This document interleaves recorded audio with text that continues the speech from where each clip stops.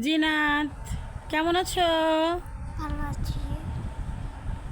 সকালে কি খাইছো আম্মু?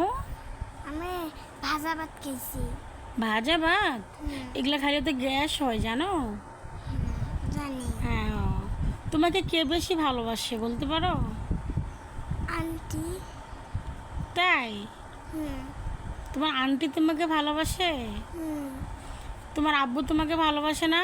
ভালোবাসি একটু। একটু। হুম, তোমার আম্মু? আমার আম্মু একটু ভালোবাসি একটু। তোমার আম্মুর নামে যে গিপত বলতেছো, তোমার আম্মু যদি তোমাকে ভাত না দেয় তখন কি হবে? জিনাত আমার নামে গিপত গাইছে, জিনাতকে আর ভাত দিব না, তখন কি হবে বলো? হুম, বলো, উত্তর দাও আম্মু।